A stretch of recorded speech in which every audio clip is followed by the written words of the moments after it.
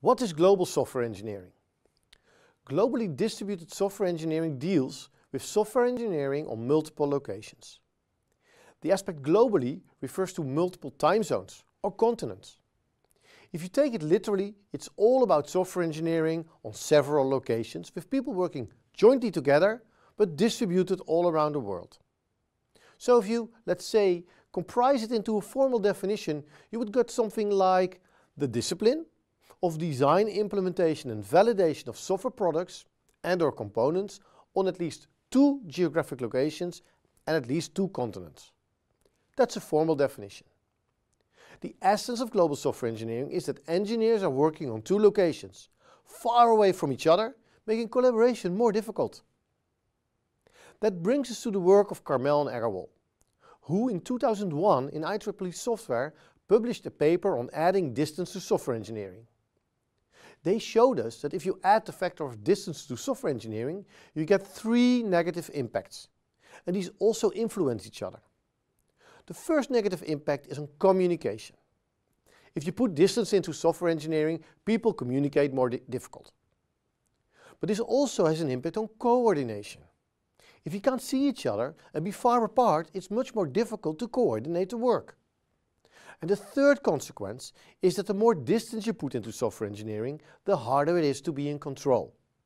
Because you don't understand exactly where others are, you don't know exactly what's happening around you. So the feeling of being out of control is much larger. And it all comes from adding distance to software engineering. But what is distance? When we talk about distance, we often think about the amount of kilometers. When you talk about geographical distance, you mean the distance between person A and person B. Most of the times people express distance in kilometers or miles.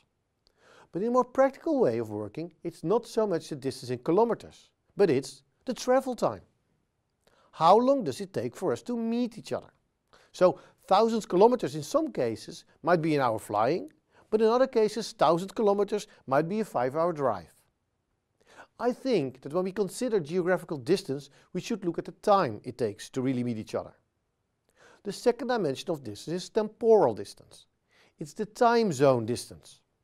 So if you travel from north to south, the time zone stays the same. But if you travel from west to east, the time zone starts to move. The consequence is that the amount of overlapping hours between 2 sides decreases. And if the distance is even longer, you might even get into the situation where 2 people never work at the same time. When one of them is working, the other one is sleeping. So then it's even impossible to communicate, with the effect that it's really hard to coordinate the work and be in control. Research has learned that the shorter this overlapping window, the convergence window is, the more difficult it becomes to work together. The third dimension of distance is the language distance. Don't underestimate the distance between native and non-native speakers. Go for example to London and speak with a native Englishman. You will find out that it's harder to have a discussion than when 2 non-native speakers talk with each other.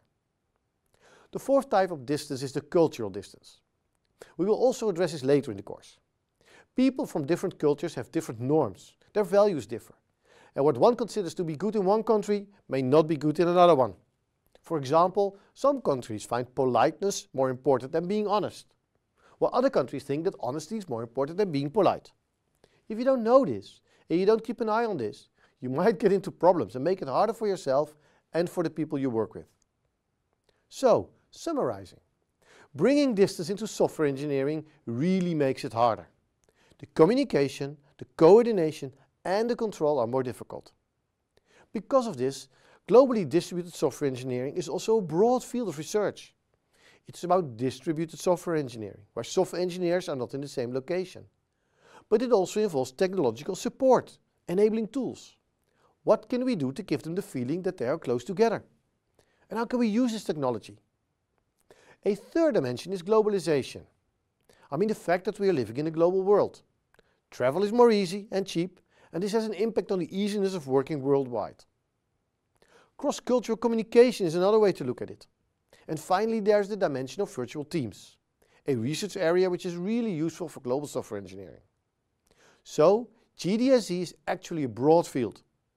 It looks at the impacts of adding distance into software engineering, but it also has a people dimension.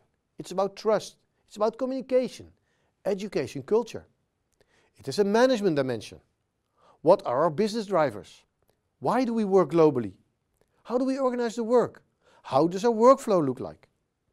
It furthermore is an engineering dimension. It focuses on technology. It focuses on specific tools and the application of these tools. So, globally distributed software engineering may at first only look as adding distance to software engineering. But if you open up the topic, you will learn that there's much more. And you will learn that it's a huge and challenging environment where much is happening and where many challenges exist. And finally, where many research opportunities are waiting to be explored.